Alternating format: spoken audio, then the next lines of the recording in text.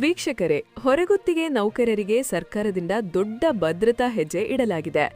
ಅರಣ್ಯ, ಜೀವಿಶಾಸ್ತ್ರ ಮತ್ತು ಪರಿಸರ ಸಚಿವ ಈಶ್ವರ ಬಿ ಖಂಡ್ರೆ ಅವರು ಮಾಧ್ಯಮಗಳಿಗೆ ನೀಡಿದ ಹೇಳಿಕೆಯಂತೆ ಅರಣ್ಯ ಇಲಾಖೆಯ ನೌಕರರು ಮತ್ತು ಸಿಬ್ಬಂದಿಗೆ ಆರ್ಥಿಕ ಹಾಗೂ ಸಾಮಾಜಿಕ ಭದ್ರತೆ ಒದಗಿಸುವ ಉದ್ದೇಶದಿಂದ ಬ್ಯಾಂಕ್ ಆಫ್ ಬರೋಡಾದೊಂದಿಗೆ ಮಹತ್ವದ ತಿಳಿವಳಿಕೆ ಒಪ್ಪಂದವನ್ನು ಮಾಡಿಕೊಳ್ಳಲಾಗಿದೆ. ಈ ಒಪ್ಪಂದದಂತೆ ಅರಣ್ಯ ಮತ್ತು ವನ್ಯಜೀವಿ ಸಂರಕ್ಷಣೆಯಲ್ಲಿ ಅತ್ಯಂತ ಪ್ರಮುಖ ಪಾತ್ರ ವಹಿಸುತ್ತಿರುವ ಹೊರಗುತ್ತಿಗೆ ನೌಕರರಿಗೆ 20 ಲಕ್ಷ ರೂಪಾಯಿ ಮೊತ್ತದ ಅಪಘಾತ ವಿಮಾ ಸೌಲಭ್ಯವನ್ನು ಕಲ್ಪಿಸಲಾಗಿದೆ.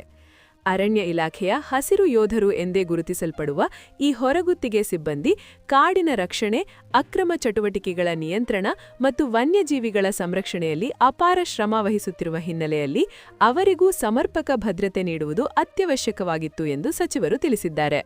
ಹಾಗೂ ಇತರೆ ಇಲಾಖೆಯ ಹೊರಗುತ್ತಿಗೆ ಸಿಬ್ಬಂದಿಗೂ ಇದೇ ಮಾದರಿಯಲ್ಲಿ ವಿಮಾ ಸೌಲಭ್ಯವನ್ನು ಕಲ್ಪಿಸಲು ಯೋಚಿಸಲಾಗಿದೆ ಎಂದು ತಿಳಿಸಲಾಗಿದೆ.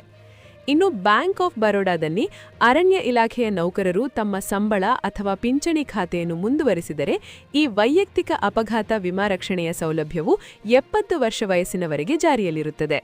ಇದರ ಜೊತೆಗೆ 10 ಲಕ್ಷ ರೂಪಾಯಿ ಮೊತ್ತದ ಜೀವ ವಿಮಾ ರಕ್ಷಣೆಯನ್ನು ಬ್ಯಾಂಕ್ ಒದಗಿಸಲಿದೆ ಎಂದು ಮಾಹಿತಿ ನೀಡಲಾಗಿದೆ.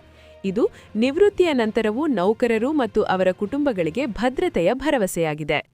ಒಟ್ಟಾರೆಯಾಗಿ ಕರ್ನಾಟಕ ಅರಣ್ಯ ಇಲಾಖೆಯ ನೌಕರರು ಹಾಗೂ ಹೊರಗುತ್ತಿಗೆ ಸಿಬ್ಬಂದಿ ಮತ್ತು ಅವರ ಕುಟುಂಬಗಳ ಹಿತದೃಷ್ಟಿಯಿಂದ ಈ ತಿಳಿವಳಿಕೆ ಒಪ್ಪಂದವನ್ನು ಕೈಗೊಳ್ಳಲಾಗಿದ್ದು, ಮುಂದಿನ ದಿನಗಳಲ್ಲಿ ಇನ್ನೂ ಹಲವು ವಿಶೇಷ ಸೌಲಭ್ಯಗಳು ಲಭ್ಯವಾಗುವ ಸಾಧ್ಯತೆಯಿದೆ.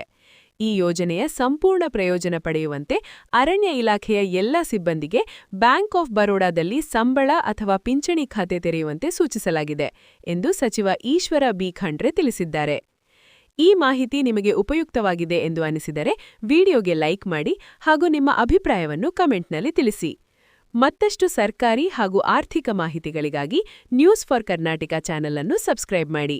ಧನ್ಯವಾದಗಳು.